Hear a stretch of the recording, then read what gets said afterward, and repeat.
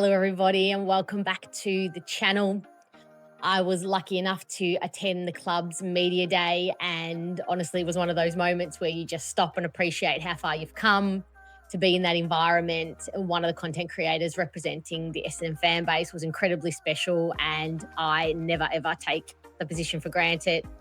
What really stood out for me was how relaxed everything felt, away from the noise of match day or the intensity of training at the moment. You get to see a very different side to the players and the coaches.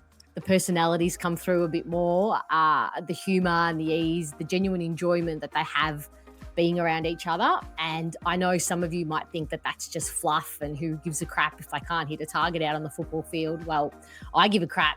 I think it's incredibly important. These players are not going to give the best of themselves on the football field if they're miserable behind closed doors and in their environment. So it was really important for me personally to be able to feel that it was genuine and not just performative.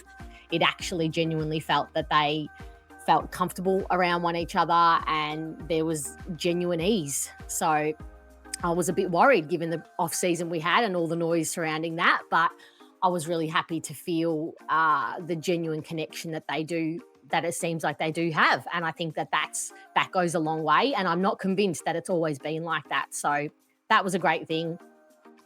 And of course, to top it all off, I was lucky enough to sit down and interview my dream duo in Peter Wright and Dyson Sharp, two players at very different stages of their journeys, but both with so much to say and so much to give. So I genuinely hope that you enjoy hearing from both of them. Here is my chat with Peter Wright. Hello, Peter. Thank you so much for giving me some of your time today. Pleasure. I have been to many training sessions this off-season, and to my eye, it looks like you have had a flawless pre-season. Just the condition that you're in, your aerobic capacity, how you're presenting at the ball. Am I right in saying that? Oh, thank you. I think from a physical point of view, haven't really missed any training at all, which is, I think, the catalyst behind any strong season is just banking the work. So been really fortunate. The body's in a really good position and able to back up session by session. And the pre-season's been as solid as I've had in a long time. So on that, hard work. Yeah, on that, there's a new voice at the helm of the new performance team in Matt Innes and his team. What's been the biggest shift, the biggest change that you've noticed in terms of, obviously everyone can see the intensity has gone up and the loads are higher. Has that been the biggest difference that you've noticed from past pre-seasons to this one?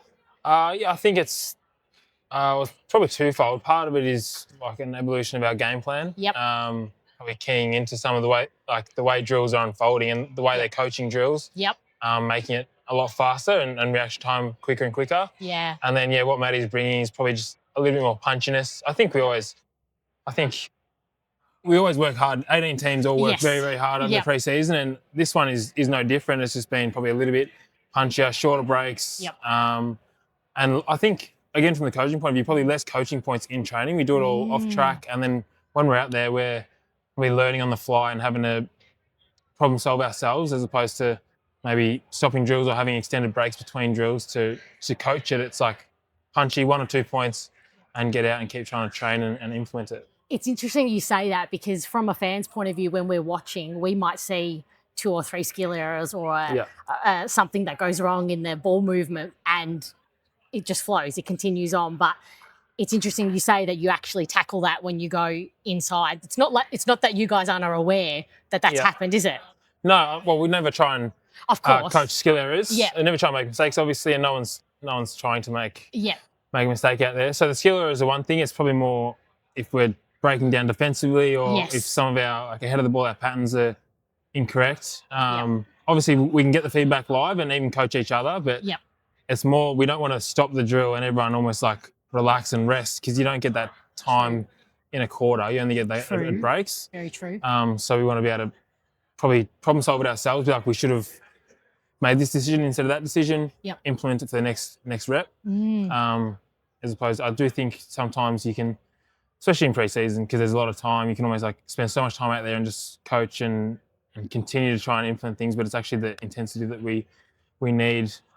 Which, I know a few boys have mentioned, trying to train at above game levels for periods to try and make the hardest part of the game. Yes. I guess easier, but it's never really easy, is it? Yeah, no, of course. And of course, you don't want to interrupt the fluidity of a session either. Yeah. And, some of the great teams are the more experienced ones with a lot of cohesion that can, as you said, problem solve themselves on field because you don't have the coaches there barking instructions to you. So just on the game plan, I've noticed very obviously that there's been an emphasis on faster, more direct ball movement. And I know as a key forward, that's going to make you very happy. Is that what you need from your teammates to get the best out of Peter Wright as a player?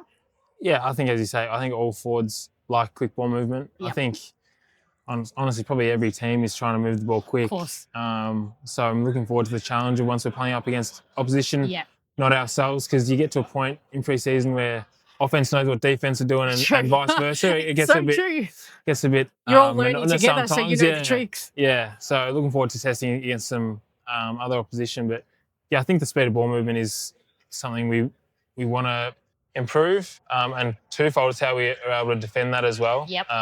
We want to be able to move the ball, but also be safe behind it, which is hard to do. But hopefully we can continue to, I guess, take the game on, be happy in the contest and in a bit of mess, and go from there. And I think hopefully trust one-on-ones. If we can get some one-on-ones ahead of the ball, we feel like we'll get some really good looks, and it's exciting. I've really enjoyed the preseason so far, and what we're trying to do is just doing it for longer periods, executing better and better, and then, as I said, against opposition.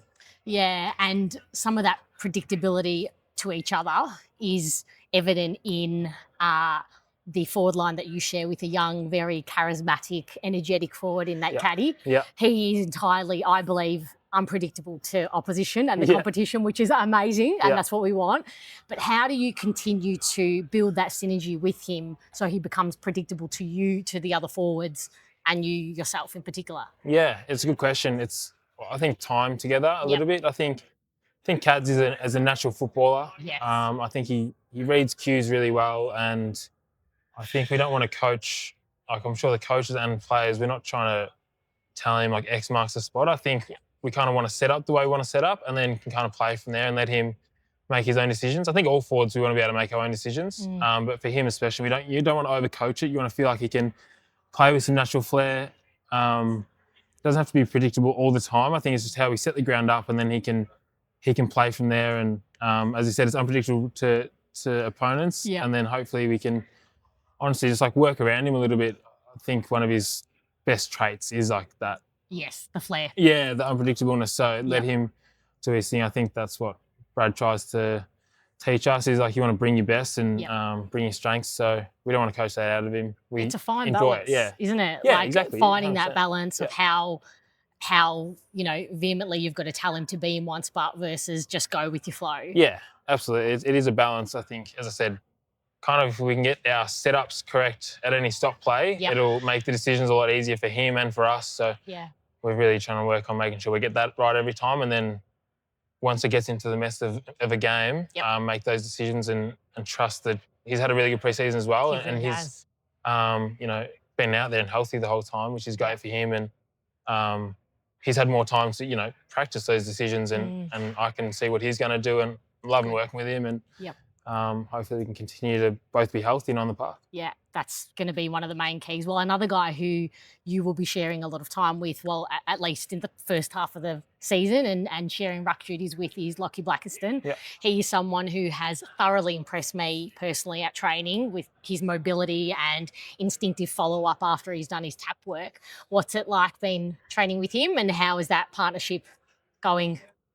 Yeah, him and Vigo as well. I don't want to sell him short. Hopefully, he can continue to physically make some steps forward and out on the ground with his presence continue to develop that. We saw last year, his ability to compete was at a really high level, and if he's able to keep bringing that, he can play a really important role for us. Definitely, that Freo game was incredible. Absolutely, so a competitor, and we want to bring that out of him as much as possible. With Blackers, probably, I guess it's funny you mentioned him after Cads, also one who's a little bit unpredictable to his teammates. It's very true.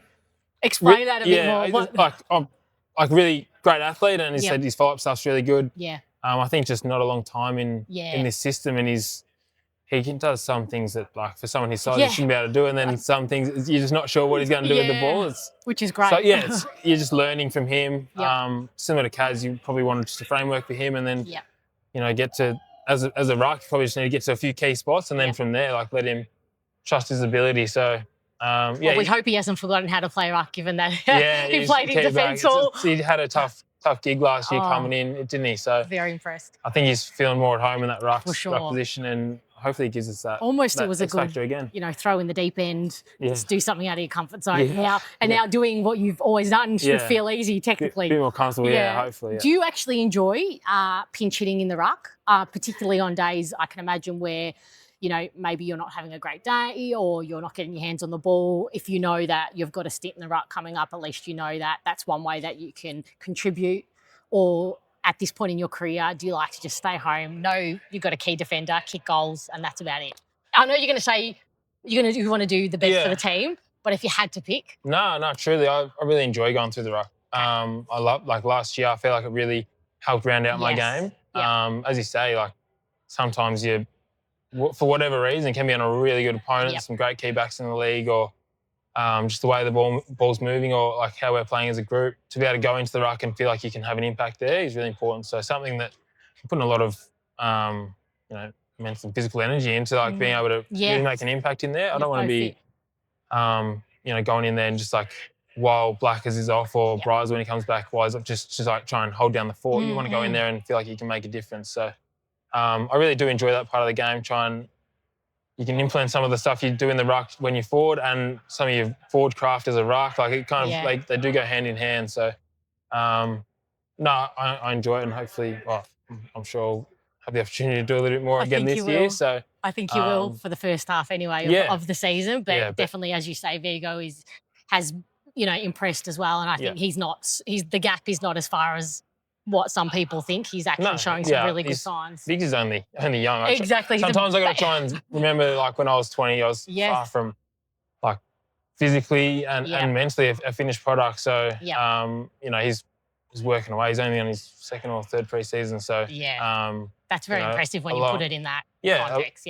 He's getting stronger, like, week on week, and he'll just keep banking that work, and hopefully can play a really big role for us this year. Yeah, I think he will, definitely. I'm interested in how your approach to the mental side of the game has evolved over the years. Obviously, the AFL landscape today, I mean, look at what we're doing, is highly analysed and it's highly scrutinised from every angle. How have you managed to stay grounded and to deal with particularly the difficult moments on, as mentioned before, on days or weeks where you're not having a great week? How have you managed to deal with it? It's another good question. It's something I'm pretty passionate about, I guess, is the mental side of life and football. Love to hear that. It's something that continues to evolve. Like, football is a very challenging workplace. It's very challenging on game day. And it's never going to, no matter who you are, it's never going to go all your way. So I think on game day, you do a lot of work throughout the week, throughout the pre-season, on your visualisation and what to do when things go wrong, and how you respond. I think for myself, I've been able to get really clear on what my best footy looks like, key actions that I want to align to that, which is really important. And then, I guess, holistically, week to week, the grind, I think for me, it's like getting really clear on my purpose and who I am, and I guess key values that I want to live by, whether that's getting a kick, you're not getting a kick, how you're training, how you're feeling. It's who you want to be at the club, away from the club, and aligning to that. So something I put, a lot of work into, and continue. Like, you're never the finished product. So I'll always be putting work into that.